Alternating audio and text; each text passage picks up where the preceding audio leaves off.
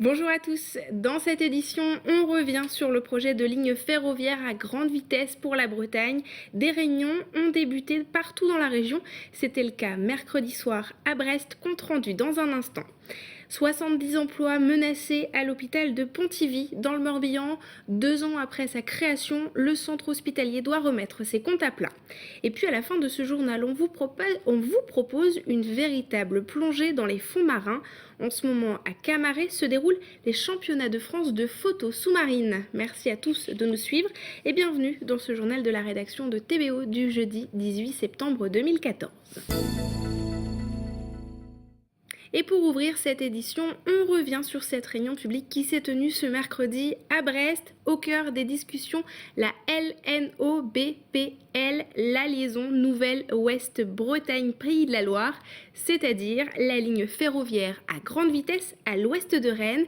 Les scénarios sont multiples et coûteux, ils ne verront pas le jour avant plusieurs années, mais pour beaucoup d'élus et de décideurs économiques, cette réalisation est essentielle. Les explications de Frédéric Lorenzo. Quelle ligne de train à grande vitesse pour desservir la Bretagne? C'était l'objet du débat de la LNO-BPL, les liaisons Nouvelle-Bretagne-Pays de Loire, mercredi soir au Quartz, pour la deuxième réunion d'un cycle de 17 rendez-vous qui auront lieu dans la région jusqu'au mois de janvier. Bonsoir. Notre réunion est transmise par Internet, alors je vous propose de commencer à l'heure. Et pour gagner entre 10 et 15 minutes d'ici 2030, RFF, Réseau Ferré de France, a imaginé 3 scénarios, coût entre 3 et 6 milliards d'euros. Donc ça fait 6 milliards. Donc je voulais savoir si on additionne ou si c'est uniquement nord, uniquement sud. Et donc vous mentionnez des conditions d'exploitation particulières. Quel est le service ? Face aux doutes de l'Assemblée, l'élu de la région rappelle le difficile compromis. Le souhait, c'est d'aller vite, évidemment, d'un bout à l'autre. Mais le souhait, c'est aussi que les trains desservent tous les territoires.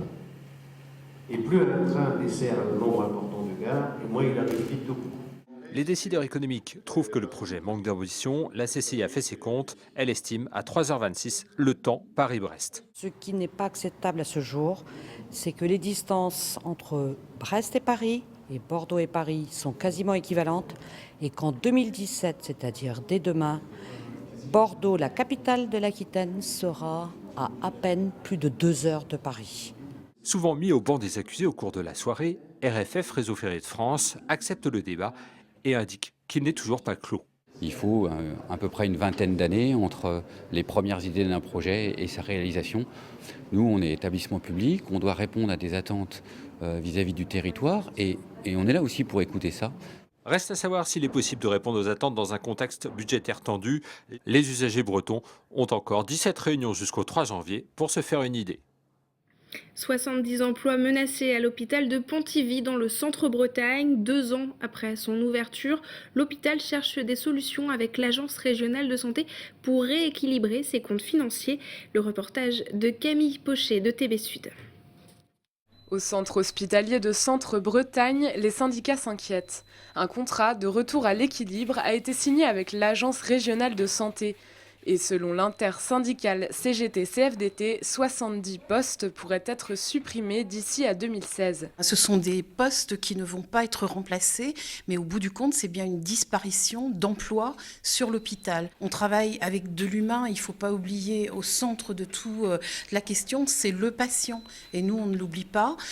Pour avoir des patients bien soignés, il faut des soignants bien traités. Et le surcoût qui résulte de la construction de l'hôpital atteint 5 millions d'euros par an. L'État prend en charge 3 millions d'euros par an. Alors, ce que nous demandons, en fait, c'est une révision du plan de financement qui a été sous-évalué par rapport au coût global de l'opération. On espère pouvoir être entendu à la fois par les tutelles, l'Agence régionale de santé, à la fois par les élus, pour qu'ils nous accompagnent dans les difficultés que les personnels rencontrent, et que la révision de ce plan de financement puisse se faire. Pour la direction, il faut un peu de temps pour que l'hôpital trouve son rythme de croisière et atteigne l'équilibre économique. Il n'y a pas de plan social au centre hospitalier du Centre-Bretagne. Il y a un effort de réorganisation important. Il va y avoir une analyse très précise de chaque départ à la retraite. On a entendu parler du chiffre de 47. Il n'y aura pas 47 personnes qui seront mises au chômage.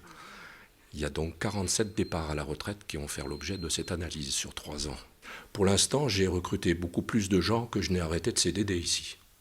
On a recruté 20 emplois d'avenir. Une pétition qui sera directement adressée au ministère de la Santé circule dans l'hôpital.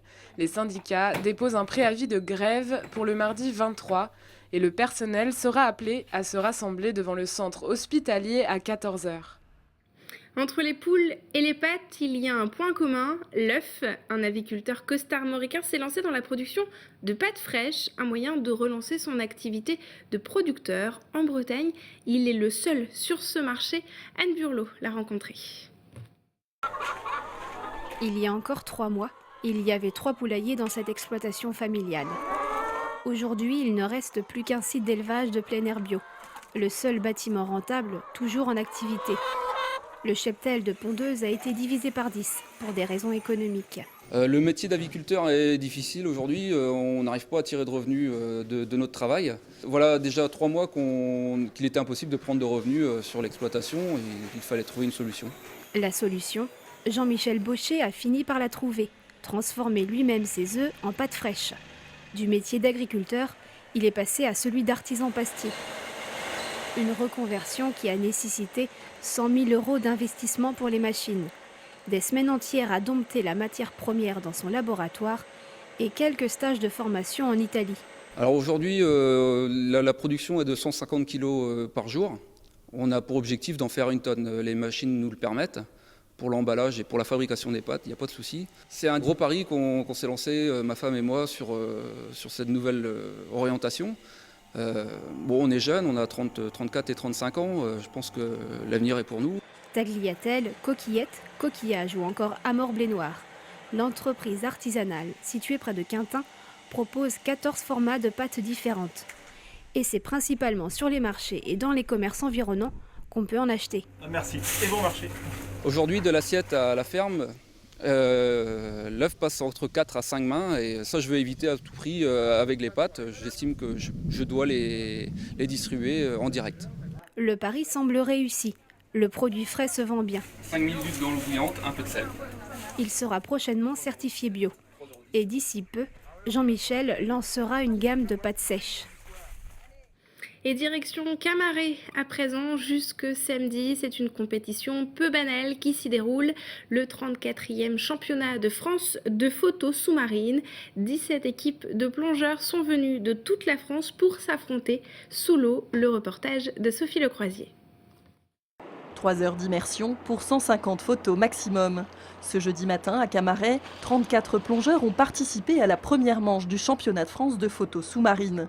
Par chance, la météo et la visibilité sous l'eau sont plutôt bonnes. Les 17 binômes chassent l'image qui fera la différence. À l'issue des 2 manches, ils devront sélectionner 6 de leurs photos en respectant les thèmes imposés. Les catégories de photos qu'on va demander, donc il va y avoir 2 photos d'ambiance. Donc c'est des photos qui sont prises au grand angle, qui doivent mettre en valeur le milieu dans lequel on le plonge. Il va y avoir une photo d'ambiance avec ce qu'on appelle de la faune mobile. Ensuite, on va demander 2 photos macro, c'est-à-dire photos rapprochées, une macro de poisson et une photo de non-poisson. Ça va être une anémone, ça va être un crustacé. Et la dernière photo, c'est ce qu'on appelle le thème. C'est un thème qui change tous les ans. Cette année, c'est photo rapprochée de laminaire. Créé en 1980, le concours a pour vocation première de mettre en valeur la variété des fonds marins. Chaque année, le lieu change. Là, je viens de réussir en fait une photo en ambiance.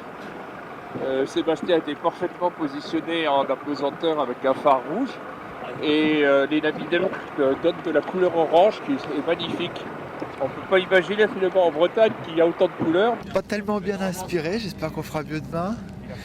On n'a pas trouvé grand chose. Non, on n'a pas trouvé ça top comme site. Mais le pire c'est qu'il y aura sûrement des super photos encore. C'est des bons. On verra demain. Les gens du Sud, c'est des bons. L'équipe vainqueur sera sélectionnée pour représenter la France au prochain championnat du monde de photos sous-marines. Samedi, le public pourra assister à la remise des prix au cinéma Le Rocamadour à Camaret et admirer les photos sous-marines des plongeurs. Et c'est ainsi que l'on referme cette édition. Merci à tous de nous avoir suivis. Vous pouvez bien sûr revoir cette édition sur notre site internet www.tbotv.fr. On se retrouve demain pour un nouveau point sur l'actualité. Excellente soirée sur TBO.